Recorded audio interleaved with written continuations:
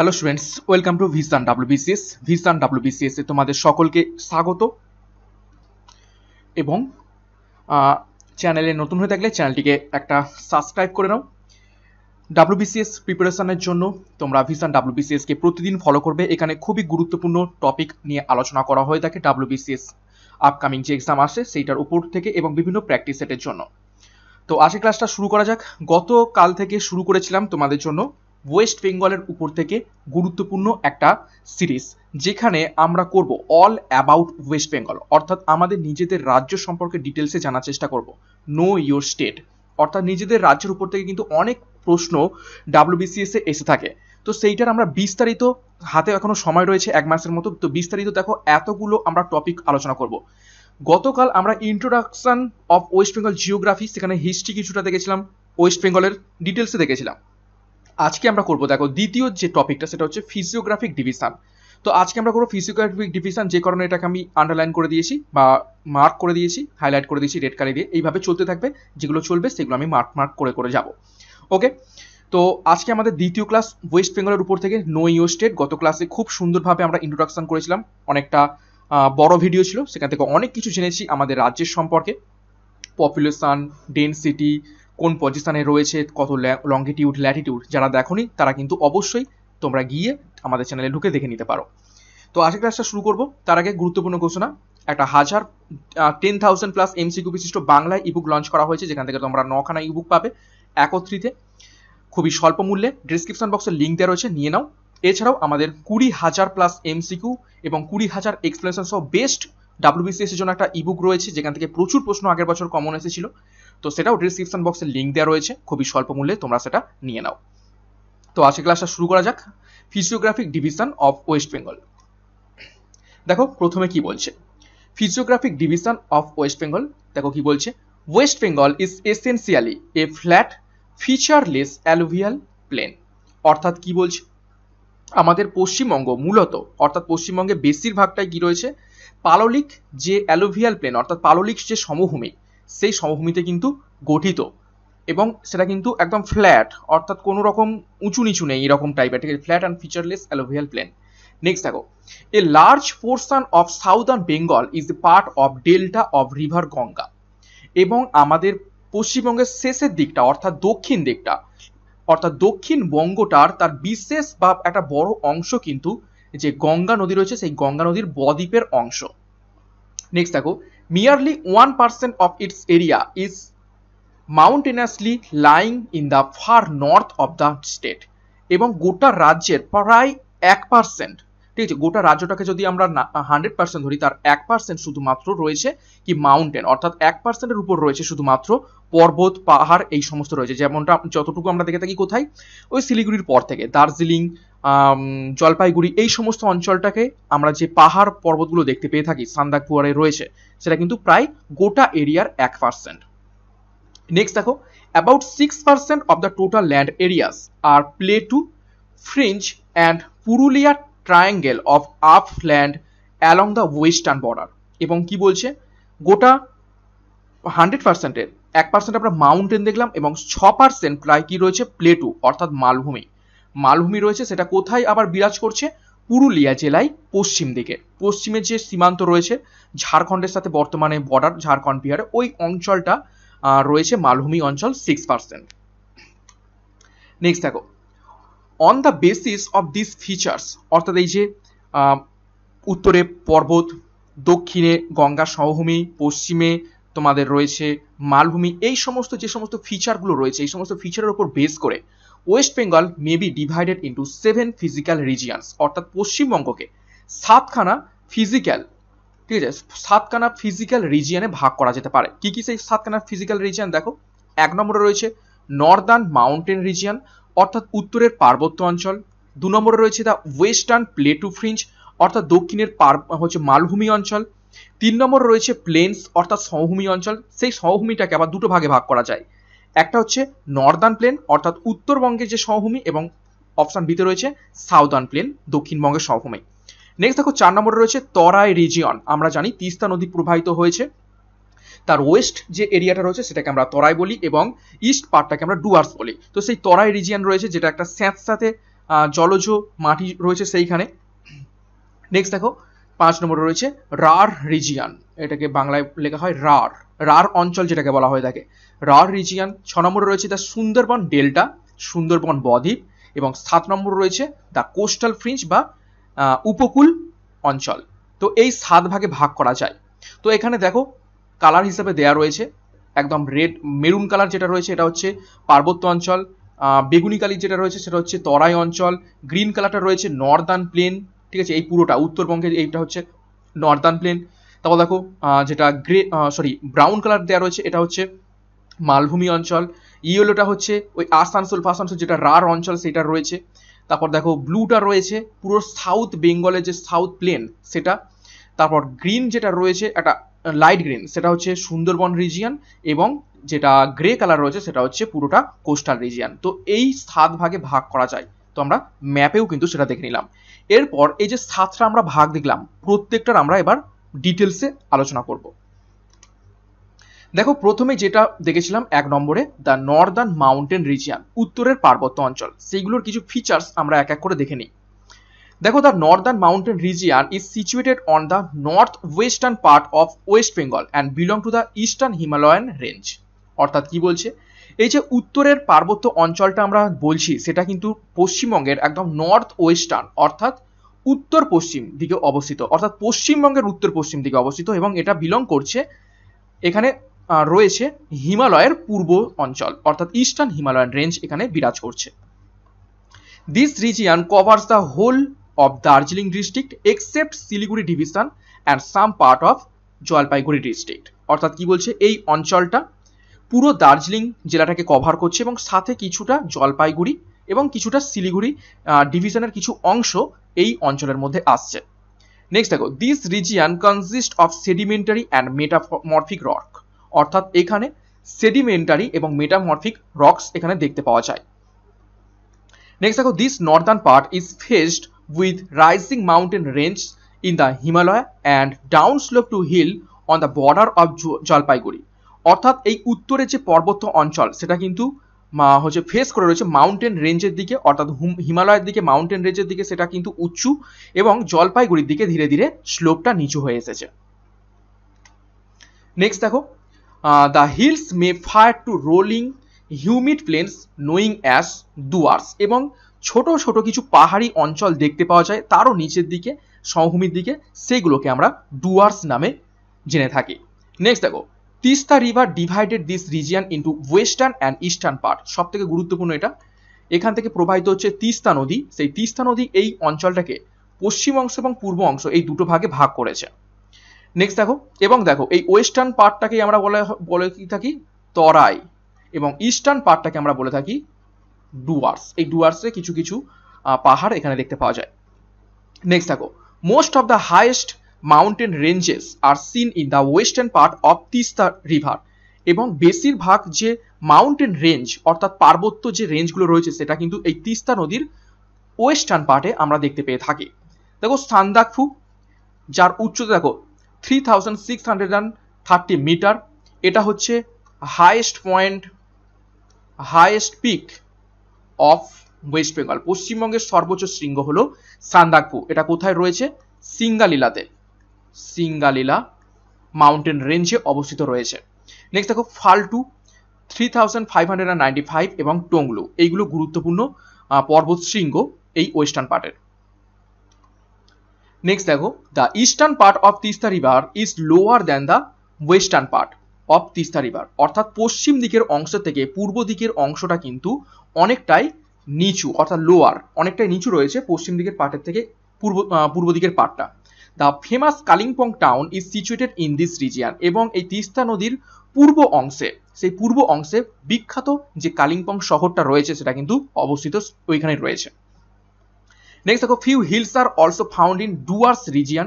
ডুয়ার্স যেটা আমরা বললাম এই ইস্টার্নের উচ্চতা কম হলেও এখানে কিন্তু কিছু কিছু আমরা পাহাড় দেখতে পেয়ে থাকি। At the foot of the Himalayas, একদম হিমালয়ের পাদদেশে।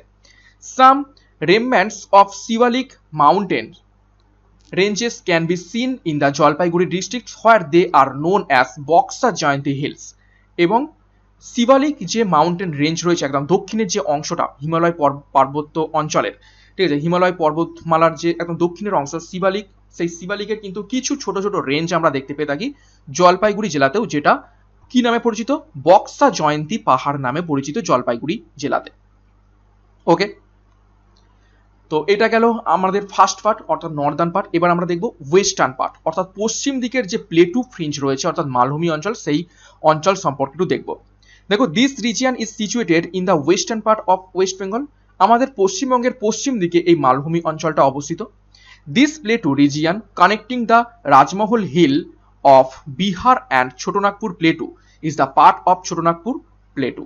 অর্থাৎ কি বলছে, this plateau region connecting to Rajmahal hill, অর্থাৎ ওই যে বিহার এবং মুর্শিদাবাদের জয়েনিং এ একটা পাহাড় রয়েছে, সেটা হচ্ছে রাজমহল পাহাড়। সেই রাজমহল পাহাড়ের সাথে বিহারের এই মালভূমির যুক্ত রয়েছে অ্যান্ড ছোটনাগপুর প্লেটু, এবং ছোটনাগপুর মালভূমিটাও কিন্তু যুক্ত রয়েছে কিসের সাথে, ছোটনাগপুর মালভূমি হিসাবে পরিচিত, এবং ওটা কিন্তু ওই রিজন অর্থাৎ ওয়েস্টার্ন যে পার্ট রয়েছে পশ্চিম দিকের মালভূমি অঞ্চলে এটাই অবস্থিত। অর্থাৎ পশ্চিম দিকে যে মালভূমি অঞ্চলটা রয়েছে সেটা মূলত এই ছোটনাগপুর মালভূমি নামেই কিন্তু পরিচিত।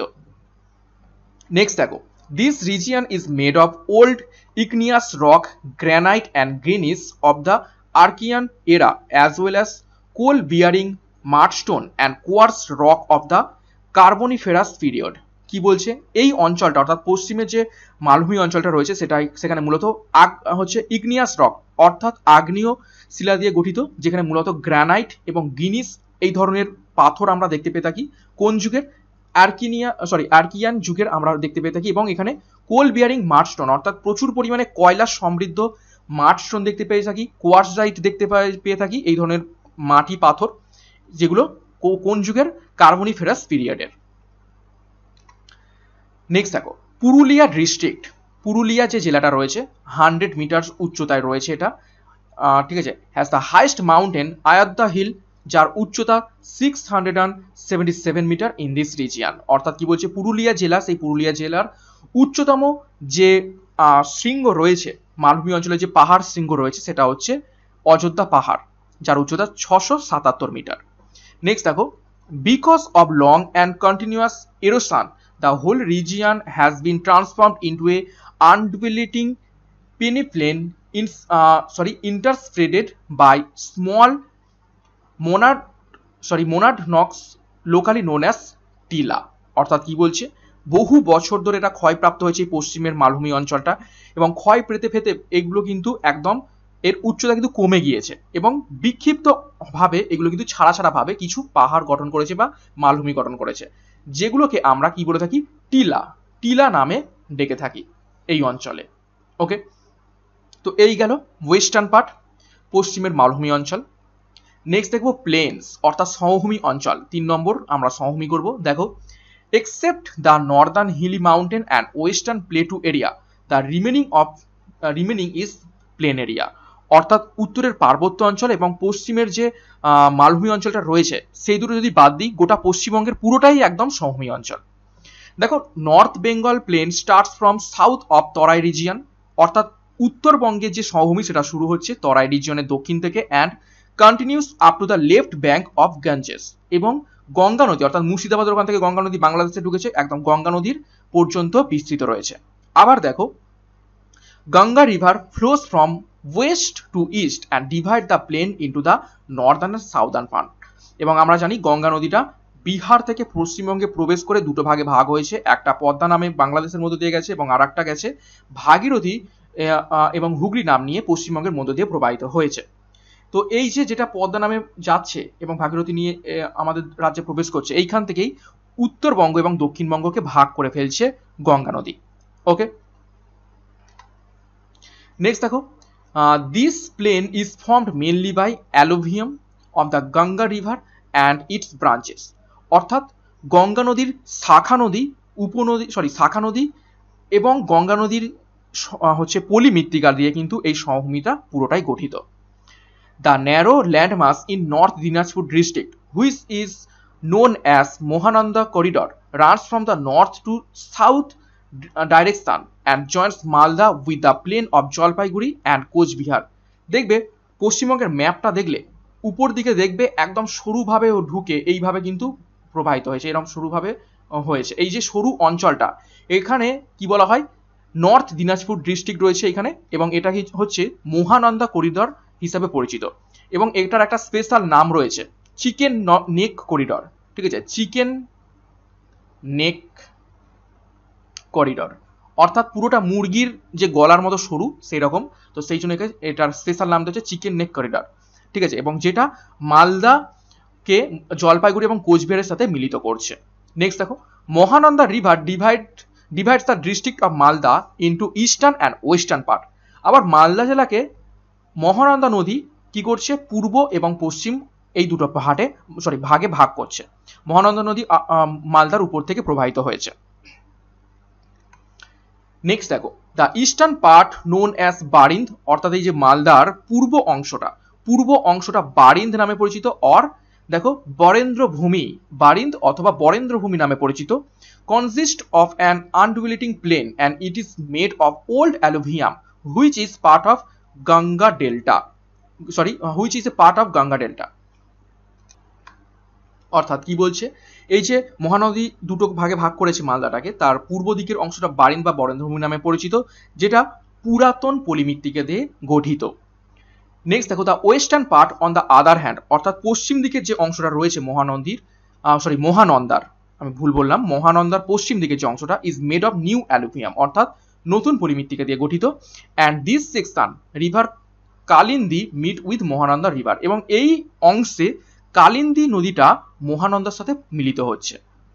দেখো, the part of Malda lying to the north of the river Kalindi is known as তাল, এবং কালিন্দী নদীর উত্তর দিকের যে অংশটা মালদার রয়েছে সেটা আবার তাল নামে পরিচিত।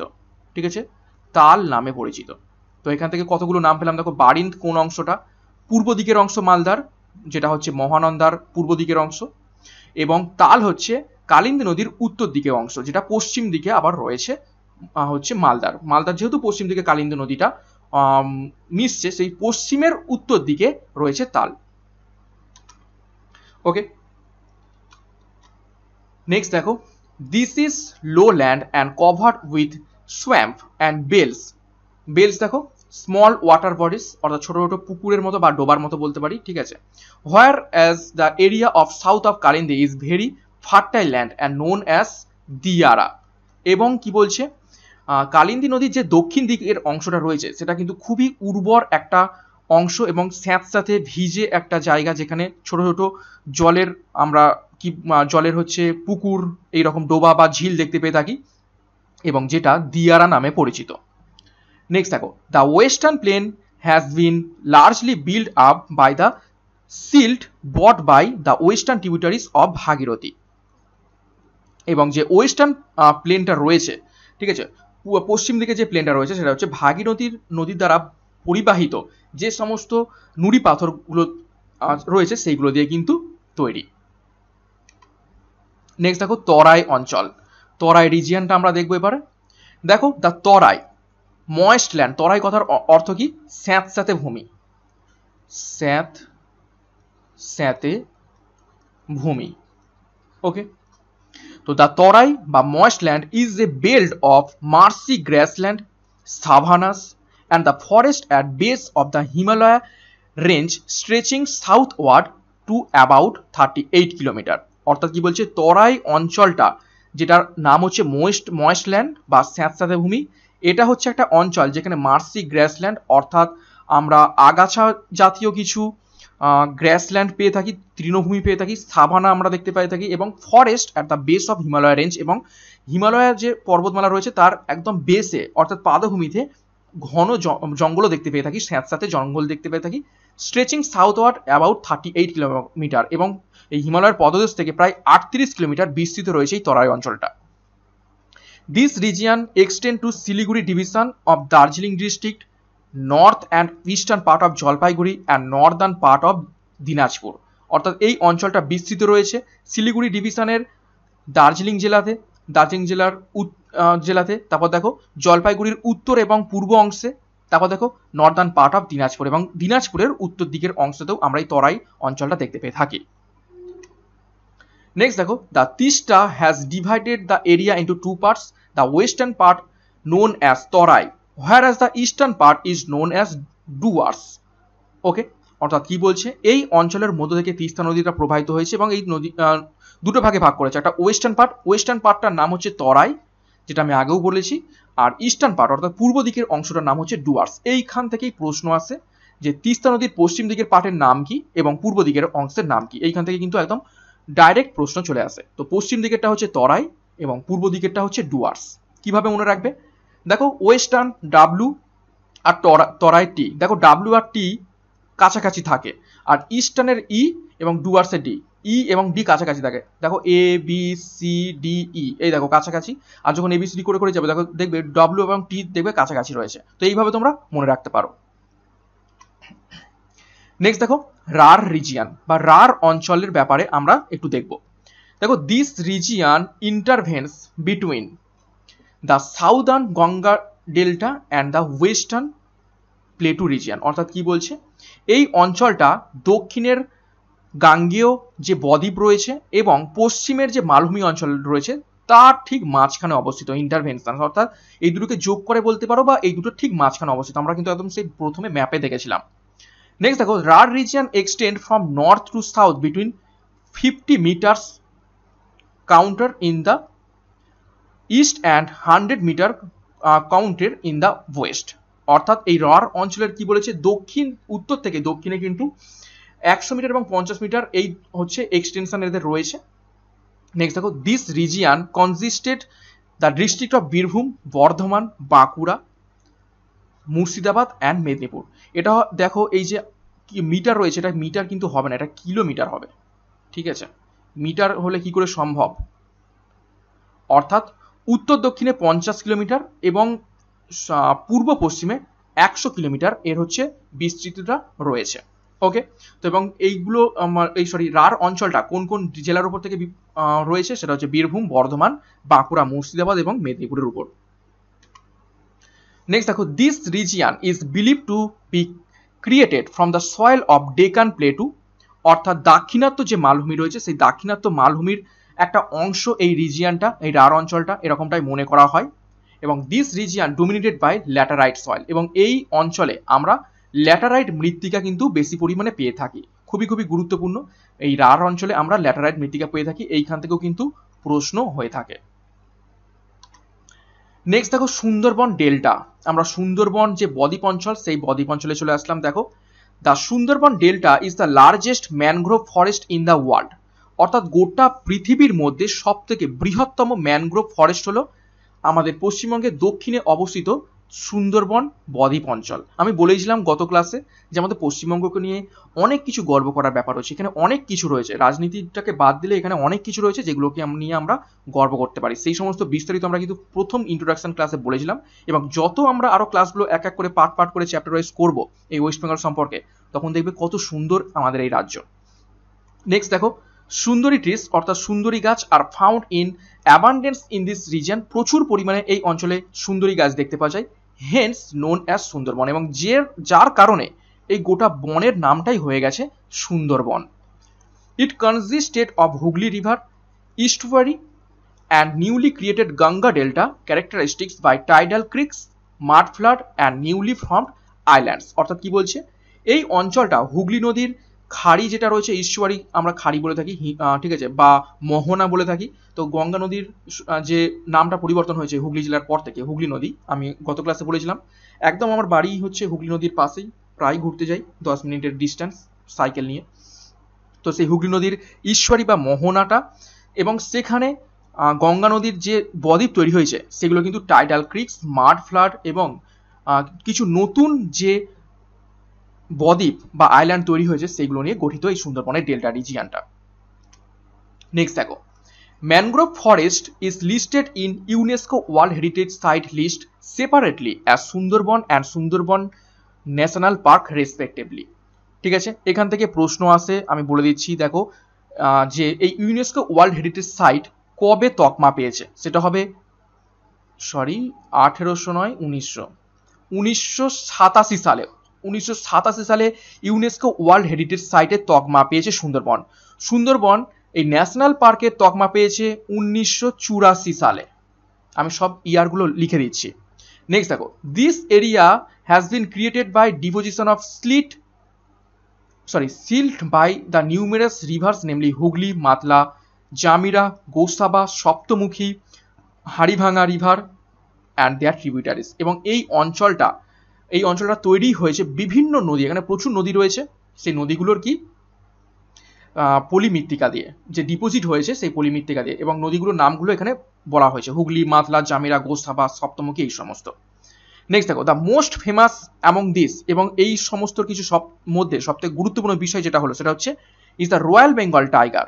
ঠিক আছে, রয়্যাল বেঙ্গল টাইগার বা নিউমেরাস স্পিসিস অফ বার্ড, এবং প্রচুর সংখ্যক পাখি এখানে দেখতে পাওয়া যায়, স্পটেড ডিয়ার, ছোপ ছোপ দাগওয়ালা হরিণ, ক্রোকোডাইলস, কুমির অ্যান্ড স্নেকস অর্থাৎ সাপ অলসো ইনহ্যাবিট ইট, অর্থাৎ এখানে হচ্ছে তারা বসবাস করে। This is estimated that there are now 400 Bengal tigers, অর্থাৎ বর্তমানে 400টা বেঙ্গল টাইগার রয়েছে, and about 30,000 spotted deer in this area, এবং এখানে 30,000 হচ্ছে কালো কালো ছোপওয়ালা হরিণ এখানে বর্তমানে রয়েছে। তো এখান থেকে কি কি প্রশ্ন আসে বলে দিই।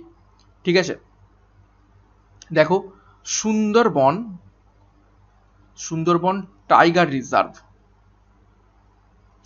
টাইগার রিজার্ভের তকমা পেয়েছে 1973 সালে।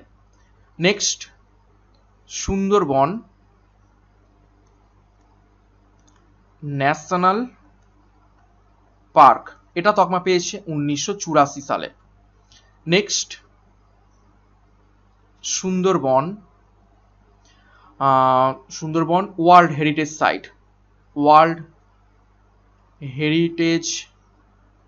সাইট, এই তকমা পেয়েছে 1987 সালে।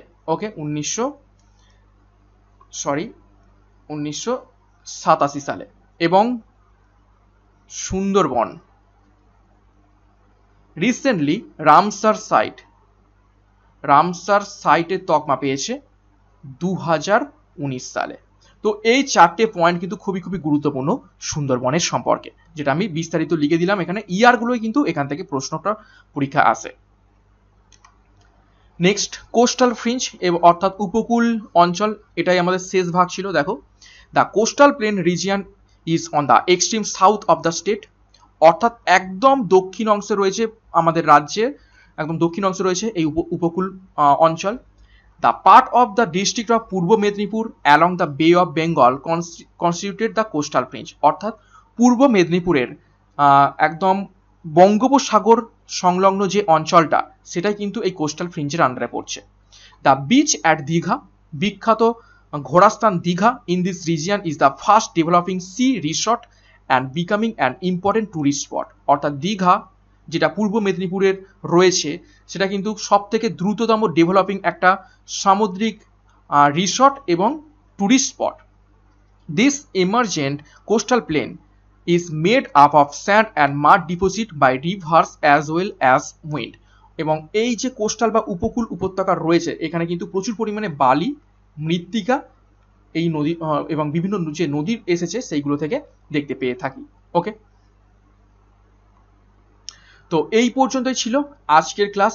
আমরা সমগ্র ফিজিওগ্রাফি করে ফেললাম ওয়েস্ট বেঙ্গল, অর্থাৎ আমাদের রাজ্যের 7খানা ভাগ দেখলাম, এবং ম্যাপেও দেখে নিলাম কোন কোন পার্টে কোন কোন ভাগগুলো রয়েছে, কোন কোন ডিস্ট্রিক্টের উপর থেকে রয়েছে, কোন কোন রিজিয়নের বা কোন কোন অঞ্চলের কি কি বৈশিষ্ট্য, সেগুলো কিন্তু বিস্তারিত আমরা দেখে নিলাম। এবং এখান থেকে আশা করছি অনেকগুলো প্রশ্ন তোমরা একদম হুবহু কমন পেয়ে যাবে, যেগুলো লিখে দিয়েছি সুন্দরবন সম্পর্কে, এবং একটু ডিটেলসে পড়লে কিন্তু এখান থেকে অবশ্যই কিন্তু কমন পাবে। নেক্সট টপিক নিয়ে আমরা আলোচনা করব। নেক্সট টপিক যত সম্ভব রয়েছে ওয়েস্ট বেঙ্গলের রিভার্স নিয়ে, তো সেই নদী সম্পর্কে নিয়ে আমরা আলোচনা করব পশ্চিমবঙ্গের। তো তার আগে, ক্লাসটা শেষ করার আগে আরও একবার ঘোষণা, যারা ইংরেজি ল্যাঙ্গুয়েজটাকে প্রবলেম ফেস করো তাদের জন্য WBCS 2022 crack guide ebook launch করেছে। খুবই সুন্দর একটা ইবুক, যেখান থেকে তোমরা পাবে 10,000 MCQ, 9খানা ইবুক একত্রিত পাবে, 7টা বিষয়ভিত্তিক, একটা স্ট্র্যাটেজিকে, একটা কারেন্ট অ্যাফেয়ার্স, তো 9টা টোটাল PDF ইবুক পাবে WBCS প্যাটার্ন এবং সিলেবাস অনুযায়ী। 10,000 প্রশ্ন উত্তর এখান থেকে পাবে, সম্পূর্ণ নিজের ভাষায় প্রিপারেশন নিতে পাবে। ডেসক্রিপশন বক্সে লিঙ্ক দেওয়া রয়েছে, সেখান থেকে নিয়ে নাও। এছাড়াও vision WBCS most famous ebook 20,000 MCQ সহ 20,000 এক্সপ্লেনেশন যেখানে রয়েছে 8খানা ইবুক তোমরা একত্রিতভাবে ফ্ল্যাট 50% অফ চলছে, ডিসক্রিপশন বক্স থেকে নিয়ে নাও। বহু সংখ্যক স্টুডেন্ট নিয়েছে এবং খুব ভালো রিভিউ পাওয়া গেছে তোমাদের কাছ থেকে, এখান থেকে প্রচুর প্রশ্ন কমন এসেছিল। তো আজকের ক্লাসটা কেমন লেগেছে পুরোটা দেখার জন্য প্রত্যেকে থ্যাঙ্কস। লাইক এবং তোমাদের মতামত কমেন্ট করবে, এবং চ্যানেলে নতুন হয়ে থাকলে চ্যানেলটিকে অবশ্যই এখনই সাবস্ক্রাইব করে নাও। তো আজকের মতো ক্লাসটা এখানে শেষ করলাম। Thank you.